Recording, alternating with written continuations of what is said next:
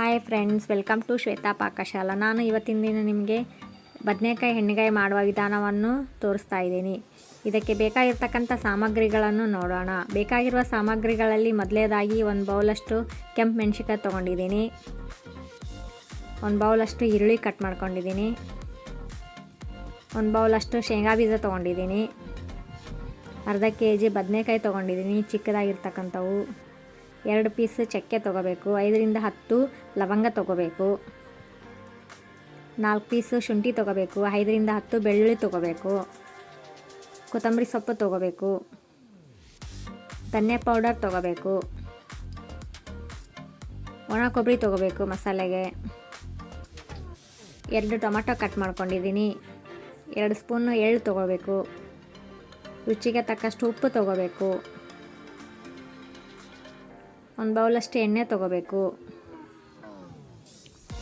1 spoon ಅರಿಶಿನ ತೊಗೋಬೇಕು. ಮಾಡುವ ವಿಧಾನ ನೋಡೋಣ. ಮಸಾಲೆ ರೆಡಿ ಮಾಡ್ಕೊಳ್ಳೋಣ. ಜಾರಿಗೆ ಒಣಮೆಣಸಿನ್ಕಾಯಿ, ಶೇಂಗಾ ಬೀಜ ಫ್ರೈ ಮಾಡ್ಕೊಂಡಿದ್ದೀನಿ, ಅದನ್ನು ಹಾಕ್ಕೊಳ್ತಾ ಇದ್ದೀನಿ.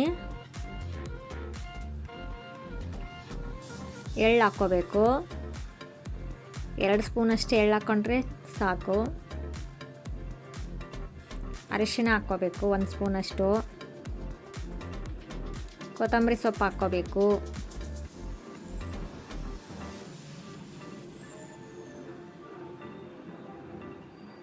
ಶುಂಠಿ ಹಾಕ್ಕೋಬೇಕು ಒಂದು 2-3 ಪೀಸು, 5ರಿಂದ 10 ಬೆಳ್ಳುಳ್ಳಿ ಹಾಕ್ಕೋಬೇಕು,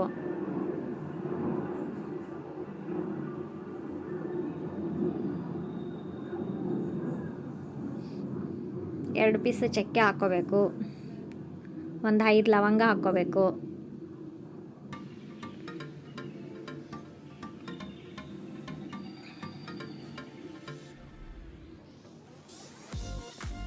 ಧನಿಯಾ ಪೌಡರ್ ಹಾಕ್ಕೋಬೇಕು. ಧನಿಯಾ ಪೌಡರ್ ಒಂದು 3 ಸ್ಪೂನ್ ಆದರೂ ಸಾಕು, ಅಥವಾ 3.5 ಆದ್ರೂ ಹಾಕ್ಕೋಬೋದು. ಬದನೆಕಾಯಿ ಹೆಂಗೆ ತೊಗೊಂಡಿರ್ತೀವಿ ಹಂಗೆ ಹಾಕ್ಕೋಬೇಕು. ಟೊಮಟೊ ಹಾಕ್ಕೋಬೇಕು, ಕಟ್ ಮಾಡಿರ್ತಕ್ಕಂಥದ್ದು.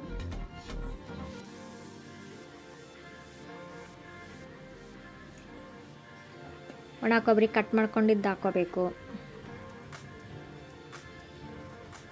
ಒಣ ಕೊಬ್ಬರಿ ಮಸಾಲೆಗೆ ತುಂಬ ಚೆನ್ನಾಗಿರುತ್ತೆ. ಕಟ್ ಮಾಡಿರ್ತಕ್ಕಂಥ ಈರುಳ್ಳಿ ಹಾಕ್ಕೋಬೇಕು. ರುಚಿಗೆ ತಕ್ಕಷ್ಟು ಉಪ್ಪು ಹಾಕ್ಕೋಬೇಕು. ಇದನ್ನು ಅವಾಗ ಗ್ರೈಂಡ್ ಮಾಡ್ಕೊಂಬರೋಣ. ಅಷ್ಟರಲ್ಲಿ ಬದನೆಕಾಯಿನೂ ಕಟ್ ಮಾಡ್ಕೊಂಡು ಇಟ್ಕೊಳ್ಳೋಣ. ಮಿಡ್ಲಲ್ಲಿ ಕಟ್ ಮಾಡ್ಕೋಬೇಕು ಮಸಾಲೆ ತುಂಬಕ್ಕೆ ಬದನೆಕಾಯಿಗಳನ್ನ.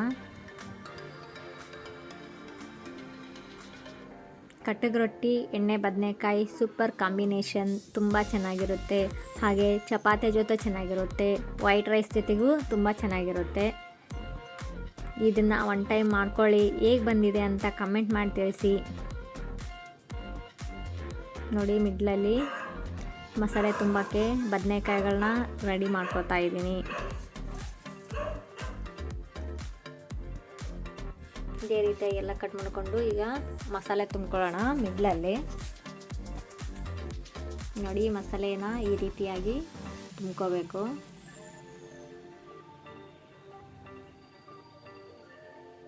ನೋಡಿ, ಇದೇ ರೀತಿಯಾಗಿ ಎಣ್ಣೆಲಿ ಫ್ರೈ ಮಾಡ್ಕೊಂತಕ್ಕ ಎಣ್ಣೆ ಬದನೆಕಾಯಿ ತುಂಬ ಚೆನ್ನಾಗಿರುತ್ತೆ.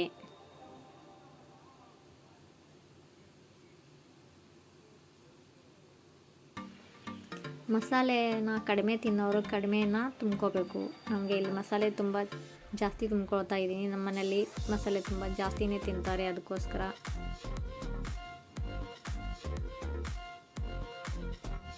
ನೋಡಿ, ಇದೇ ರೀತಿಯಾಗಿ ಎಲ್ಲ ಬದನೆಕಾಯಿಗಳನ್ನ ಮಸಾಲೆನ ತುಂಬ್ಕೋಬೇಕು.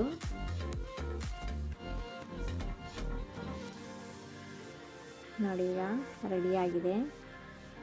ಒಂದು ಕಡೆ ತವಾ ಕಾದಿದೆ, ಎಣ್ಣೆ ಹಾಕ್ಕೋಬೇಕು.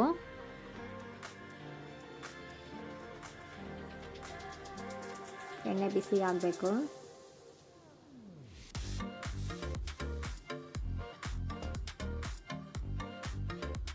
ಬಿಸಿ ಆಗ್ತಾ ಇದೆ. ಇದಕ್ಕೆ ಸಾಸಿವೆ, ಜೀರಿಗೆ, ಕರಿಬೇವು ಒಗ್ಗರಣೆಗೆ, ಕಟ್ ಮಾಡ್ಕೊಳತಕ್ಕಂಥ ಈರುಳ್ಳಿ ಫ್ರೈ ಮಾಡ್ಕೋಬೇಕು. ಲೋ ಫ್ಲೇಮ್ನಲ್ಲಿ ಇಟ್ಕೊಂಡು ಫ್ರೈ ಮಾಡ್ಕೋಬೇಕು.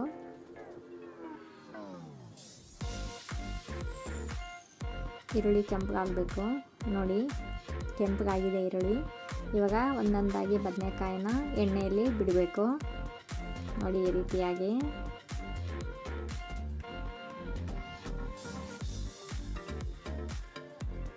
ನೋಡಿ.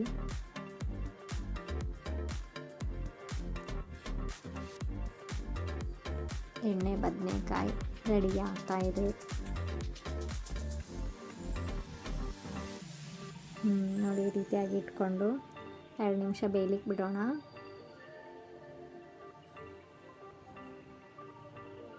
ನೋಡಿ, ಬೇಯ್ದಿದೆ. ನೋಡಿ ಎಷ್ಟು ಚೆನ್ನಾಗಿ ಎಣ್ಣೆ ಬಿಟ್ಟಿದೆ. ಇವಾಗ ಇದನ್ನ ಹಾಗೆ ಉಲ್ಟಾ ತಿರುಗಿಸಿ ಹಾಕಬೇಕು.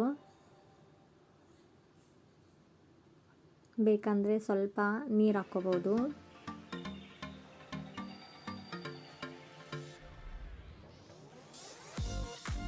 ಈ ರೀತಿಯಾಗಿ ಎಲ್ಲನೂ ಬದನೆಕಾಯಿನ ಉಲ್ಟಾ ಹಾಕ್ಕೊಂಡು ಬೇಯಿಸ್ಕೊಂಡ್ರೆ ತುಂಬ ಚೆನ್ನಾಗಿರುತ್ತೆ.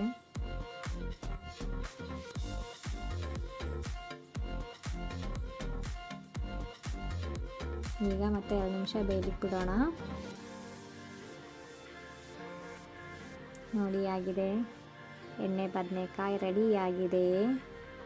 ಈ ರೆಸಿಪಿ ನಿಮಗೆ ಇಷ್ಟ ಆದಲ್ಲಿ ಲೈಕ್ ಮಾಡಿ, ಶೇರ್ ಮಾಡಿ, ಸಬ್ಸ್ಕ್ರೈಬ್ ಆಗಿ. ಥ್ಯಾಂಕ್ ಯು, ಧನ್ಯವಾದಗಳು.